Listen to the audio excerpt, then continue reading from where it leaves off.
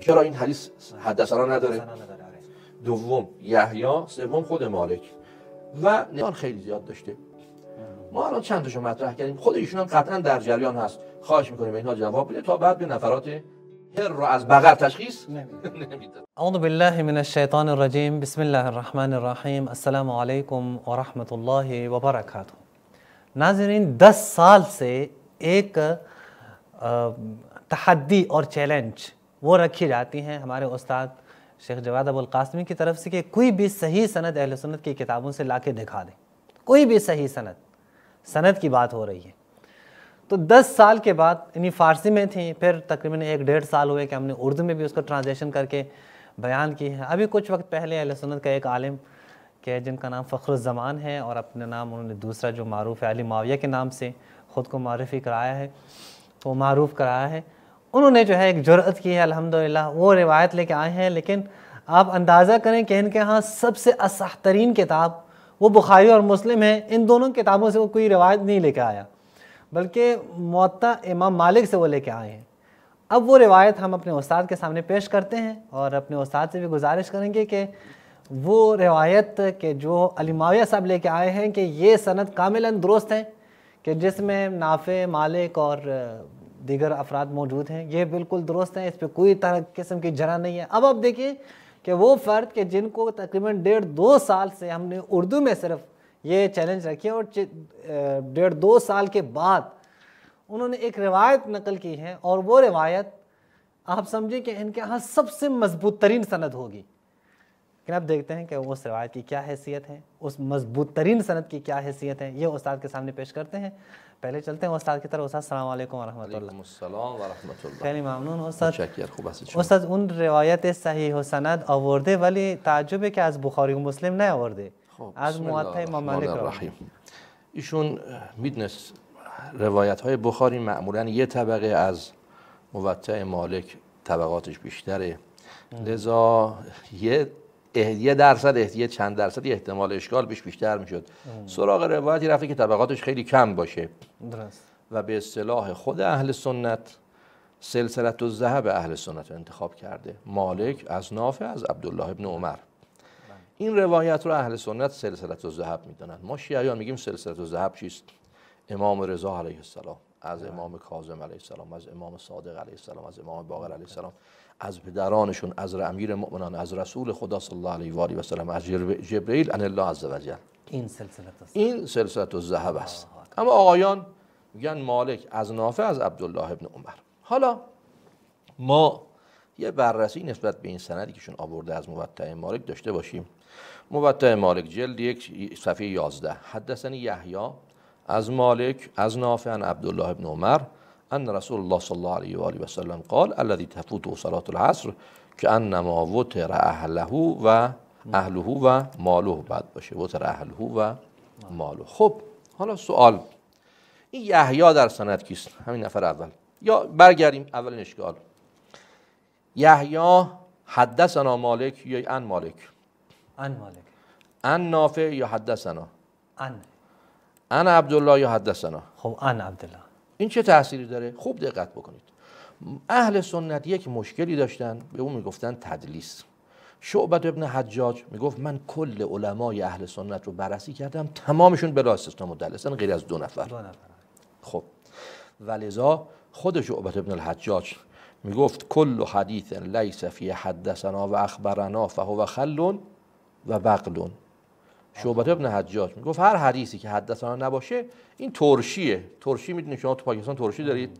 آره ترشی داریم. اچار. این ترشیه، سرکه و سبزیه. آره. سرکه و سبزیه، این ارزش علمی نداره. اینو باید بخوریش فقط. سیر بشه شیگمت همین مقدار. اینا در حد سرکه و سبزی بله خوبه، اما در حد حدیث صحیح به درد. ما گفتیم حدیث که نشه بهش اشکال گرفت. بزرگوار شما رفتی یه حدیث آوردیش یه دونه حدثنا نداره، همش عن فلان، همش عن است. پس این اولین اشکال که طبق مبنای شعبة ابن الحجاج این روایت هیچ ارزشی نداره. نفر اول یحیی ابن یحیی اللیثی. یحیی ابن یحیی از کجا میگیم یحیی ابن یحیی است؟ اولین حدیث موطأ مالک. یحیی ابن یحیی اللیثی عن مالک. یحیی از مالک. خب این یحیی کی بود؟ لم یکن له بصر بالحدیث. اصلا حدیث نمیدونست یعنی چی. ابن عبدالبر و کان یحیی ابن یحیی امام بود اما ولم یکن له بصر بالحدیث. عجیب. ابن فرحون در الدیباج المذهب. و میدونید کسی که بصر بالحدیث نداشت اولین شرط توثیق رو نداشت. چرا؟ چون این گونه افراد اصلا کلمات رو تشخیص نمیدادن. میگه یک شخصی فلانی لم یکن له بصر بالحدیث. چرا؟ روایتی بود ضحى بقرة، عید قربان گاو قربانی کرد، این میخون ضحى بهرة، عید قربان گوسفند قربانی کرد، گربه قربانی کرد، ضحى بهرة. یعنی کسی که هر رو از بر تشخیص نمیده، همینه. ما اصطلاح فارسی میگیم هر رو از بر تشخیص نمیده. هر رو از بقر تشخیص نمیده. درستش اینه. هر رو از بقر تشخیص نمیده. به این آدم میگفتن لم یکن له بصر بالحدیث. اولین نفر سندی که آقا آورده این حالشه، هر رو از بقر تشخیص نمیداده. این نفر اول شد. علاوه بر این آقای ذهبی میگه بل کان متوسطا فیه. در حدیث این آدم متوسط بود، خیلی رتبه بالا نداشت. میدونید ما یه ثقه داریم، یه حسن الحدیث داریم، یه ضعیف داریم. ثقه میشه بالا، حسن میشه وسط، پایین میشه چی؟ ضعیف. میگه این وسط بود، بالا نبود. بل کان متوسطا فیه رحمه الله. خب آقای ابن حجر عسقلانی میگه له وهم و تصحیف فی مواضع کثیره. یحیی ابن یحیی از مالک الا ان له وهما و تصحیفا فی مواضع کثیره. آقای ابن حجر عسقلانی میگه له اوهام. له اوهام از بدترین اهانت ها به یک راوی بود. این آدم توهم میزد، خیال میکرد حدیث اینطور بوده، خودش میگفته. این نفر اول سند بود. درسته. اولین نفر. این نفر اول. بریم سراغ نفر دوم. یحیی از کی؟ از مالک ابن انس اساساً غلط لغوی زیاد داشت. عجب. بله. میگه که و مالک ابن انس یلحن، الکفایه خطیب بغدادی. خود مالک ابن انس بارها اعتراف کرده که بله من اشتباه میکنم در بیان روایات. فتکلم مالکون به کلام لحن فیه. اشتباه میکرد. بله. اسماعی میگه مالک غلط زیاد داشته. علاوه بر این مالک قلیل الحفظ بود. کان مالکون قلیل الحفظ. روایاتی را تضعیف کرده بود که دیگران اونو میگفتن درسته. مثلا ابراهیم ابن ابی یحیی رو میگفت قدری است، الکی بی خود اتهام بهش میزد. و حالان که شافعی میگفت ابراهیم ثقه است.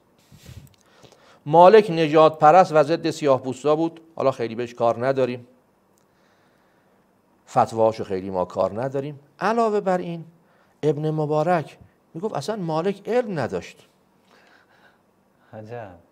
از بسیاری از فقها پایین تر بود، اجتهاداتش ضعیف بود، باید توبه داده میشد. علاوه بر این آقای مالک بدترین نوع تدلیس که تدلیس تسویه رو داشت.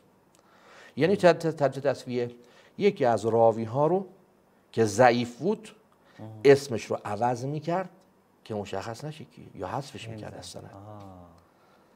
و چنین آدمی علمای اهل سنت تصریح کردن که فاسق است و ضعیفه.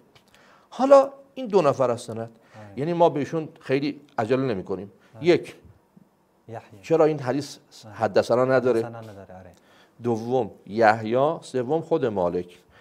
و نسبت به مالک نزدیک به 80 تا اشکال علمای اهل سنت مطرح کردن. این که الان ادعا میکنن بله امام از ائمه اربعه، چون میخوان در حد امام صادق و امام باقر و اینها علیهم السلام قرار بدن. اشکال خیلی زیاد داشته. ما الان چند تاشو مطرح کردیم، خود ایشون هم قطعا در جریان هست. خواهش میکنیم اینها جواب بده تا بعد به نفرات، اگر تونست جواب بده، نفرات بعدی میرسیم. ما خیلی اذیتش نمیکنیم. موفق باشید. دست شما در نکنه. ممنون. हम शुक्रगुजार हैं उस्ताद शेख जवाद अबुल कासमी साहब के। मैं फिर भी आखिर में खुलासतन बयान करता हूँ। इस रिवायत में 4 अफराद मौजूद थे, याहिया, मालिक, नाफे और अब्दुल्ला इब्न उमर। ये 4 अफराद हैं कि इन्होंने ये सनद इंतखाब किया अली माविया साहब ने। इस पे याहिया के ऊपर जो इश्कालात थे वो आपने देख लिए कि अवहाम के शिकार हैं ये शख्स, और बसर फिल हदीस नहीं रखता ये शख्स। इसी तरह बहुत सारे इश्कालात जो हैं वो उस्ताद ने आपको बता दिया, आपने पढ़ लिया। इसी तरह मालिक भी, मालिक के ऊपर उस्ताद कह रहे हैं कोई 80 तक एतराज़ात हैं। जो एतराज़ात मालिक के बारे में बयान किए कि असल मुदल्लिस हैं, और यहाँ पे मालिक भी देखें वो अन से भी रिवायात करते हैं, हद्दसना वगैरह भी पूरी सनद में जो है वो यहया भी अन से कह रहे हैं, मालिक भी अन से कह रहे हैं, नाफी भी अन से कह रहे हैं, हद्दसना कहीं भी नहीं है। जो शोबे इब्न हज्जाज के हाँ कह रहे हैं कि असल जब अखबराना या हद्दसना ना हो तो उसकी कोई हैसियत भी उनके यहाँ नहीं है, शोबे इब्न हज्जाज का। ये कुछ एतराज़ात हैं। ये आपने नाज़रीन देख लिया सबसे सही तरीन और सिलसिलत ज़हब सनद की हैसियत अहले सुन्नत के यहाँ। जो बाकी सनदें हैं उनका तो नाम ही ना लें, इसी पे इक्तफ़ा करते हैं। अस्सलामु अलैकुम व रहमतुल्लाहि व बरकातुहू।